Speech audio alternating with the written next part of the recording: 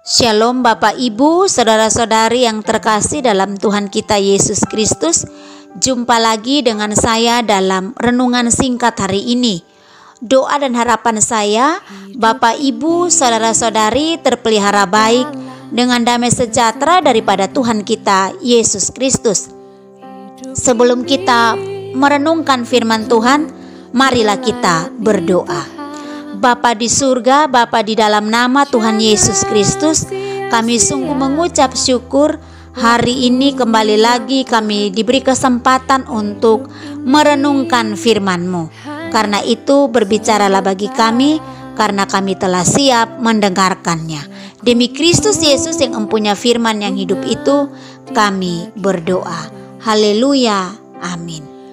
Pembacaan firman Tuhan terambil dalam Amsal 18 ayat 12, dikatakan, tinggi hati mendahului kehancuran, tetapi kerendahan hati mendahului kehormatan. Tema firman Tuhan hari ini adalah tinggi hati membawa kehancuran. Bapak Ibu, saudara-saudari yang terkasih dalam Kristus, sombong atau tinggi hati adalah penyakit yang sering menghinggapi kita semua tanpa pandang bulu. Benih-benihnya kerap muncul tanpa kita sadari. Ada beberapa tingkatan kesombongan. Saya membaginya, ada beberapa bagian di sini yang ingin saya bagikan di kesempatan kali ini. Yang pertama, tingkatan pertama adalah rasa sombong disebabkan oleh faktor materi. Kita merasa lebih kaya, lebih rupawan, dan lebih terhormat daripada orang lain. Lalu disadari maupun tidak akan muncul kesombongan dalam berbagai bentuk, tidak mau bergaul dengan kalangan orang yang tidak berpunya.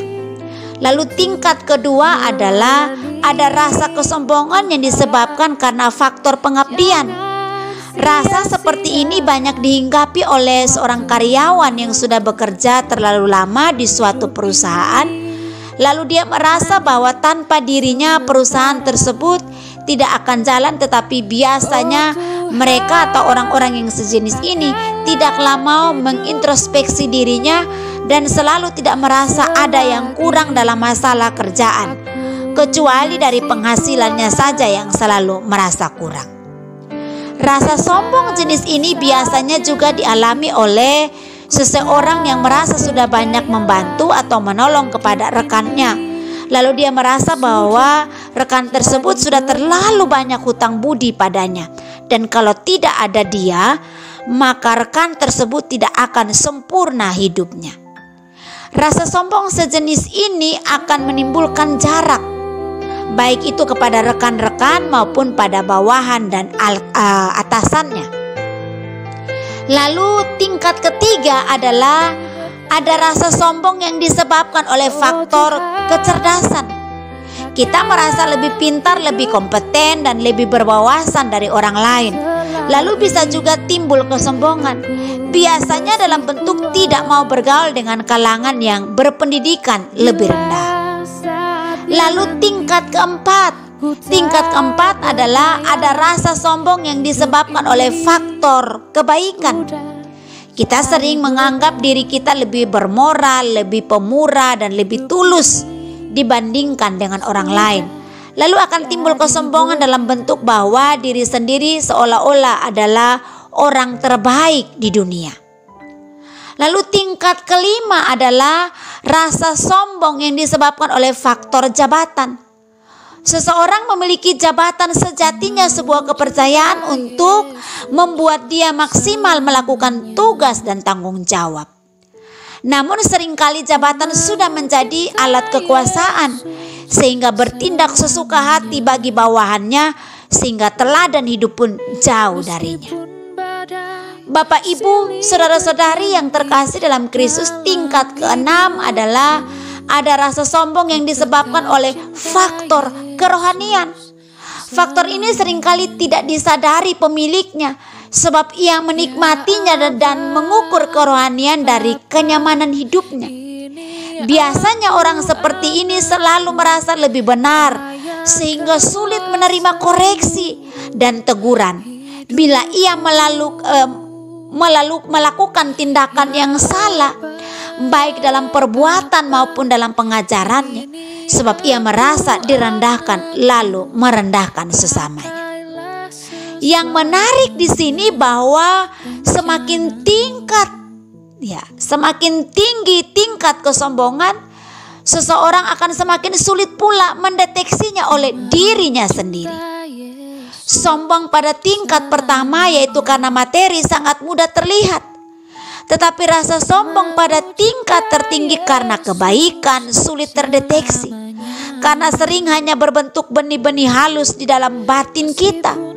Biasanya ada rasa bahwa dirinya sudah terlalu baik, tetapi perlakuan dari pihak lain selalu dianggap kurang baik. Bapak, Ibu, saudara-saudari yang terkasih dalam Kristus, karena itu marilah sama-sama kita belajar untuk setiap hari kita memeriksa hati kita, karena setiap hal yang baik dan yang bisa kita lakukan akan mempunyai akibat dan efek baik. Kita ini manusia, sebenarnya hanyalah seperti debu yang suatu saat akan hilang dan lenyap kembali pada Sang Pencipta. Kesombongan hanya akan membawa kita pada kejatuhan yang sangat dalam. Karena itu, bacalah dan renungkanlah firman Tuhan siang dan malam. Maka kita akan tahu sudah sampai tingkat keberapakah kesombongan yang menghinggapi kita hari ini. Seringkali kita tidak menyadari kesombongan yang ada pada kita, dan ketika orang lain mengoreksi dan menegur, bersyukurlah dan kita bertobat. Sebab itu cara Tuhan agar kita jangan jatuh dalam kehancuran yang lebih buruk lagi. Bapak, Ibu, saudara-saudari yang terkasih dalam Kristus, kiranya renungan singkat ini menolong kita untuk hidup dalam kerendahan hati. Karena orang yang rendah hati, ia akan ditinggikan oleh Allah. Tetapi orang yang tinggi hati, ia akan direndahkan oleh Allah. Mari kita berdoa.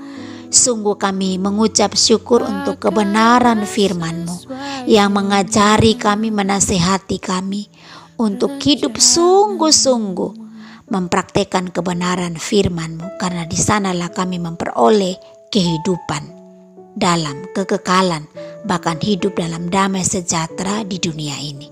Berkatilah setiap kami yang sudah mendengarkan kebenaran firman-Mu. Demi Kristus Yesus kami berdoa. Haleluya, amin. Demikianlah renungan singkat kita hari ini. Doa saya, Bapak, Ibu, saudara-saudari diberkati oleh Tuhan. Sampai ketemu lagi dalam renungan berikutnya. Shalom.